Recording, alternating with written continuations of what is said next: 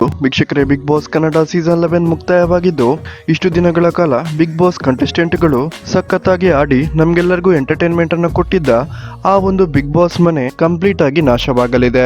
ಹೌದು ವೀಕ್ಷಕರೇ, big boss Kannada season 11 ಕರ್ನಾಟಕದ ನಂಬರ್ 1 ಶೋ ಆಗಿದ್ದು, 2025ರ TRP ಲೆಕ್ಕದಲ್ಲಿ ಬಿಗ್ ಬಾಸ್ ಕನ್ನಡ ಸೀಸನ್ 11 ಅತಿ ಹೆಚ್ಚು TRP ಅನ್ನು ಪಡೆದ ಶೋ ಆಗಿತ್ತು.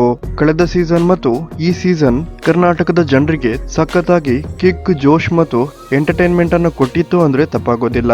ಈ ಸಲದ ಬಿಗ್ ಬಾಸ್ ನ ಮತ್ತೊಂದು ವಿಶೇಷತೆ ಏನಪ್ಪಾ ಅಂದ್ರೆ ಅದು ನಟ ಕಿಚ್ಚ ಸುದೀಪ್ ಅವರು ಕಡೆಯದಾಗಿ ಹೋಸ್ಟ್ ಮಾಡ್ತಿರುವ ಬಿಗ್ ಬಾಸ್ ಸೀಸನ್ ಇದಾಗಿದೆ. ಆ ಒಂದು ಬೇಸರದ ಬೆನ್ನಲ್ಲೇ ಇದೀಗ 120 ದಿನಗಳ ಕಾಲ ನಮ್ಗೆಲ್ಲರಿಗೂ ಎಂಟರ್ಟೈನ್ಮೆಂಟ್ ಅನ್ನು ಕೊಟ್ಟಿದ್ದ ಬಿಗ್ ಬಾಸ್ ಮನೆ ಇನ್ನಿಲ್ಲ ಅನ್ನೋದು ತುಂಬಾನೇ ಬೇಸರವನ್ನ ಉಂಟು ಮಾಡ್ತಿದೆ. ಹೌದು ವೀಕ್ಷಕರೇ, ಬಿಗ್ ಬಾಸ್ ಮನೆಯನ್ನ ನಾಳೆಯಿಂದ ಸಂಪೂರ್ಣವಾಗಿ ನಾಶ ಮಾಡಲಿದ್ದು, ಕೊನೆಯ ಬಾರಿಗೆ ಬಿಗ್ ಬಾಸ್ ಮನೆಯ ಕಂಪ್ಲೀಟ್ ದೃಶ್ಯಗಳನ್ನ ಈ ವಿಡಿಯೋದಲ್ಲಿ ನೀವು ನೋಡಬಹುದಾಗಿದೆ.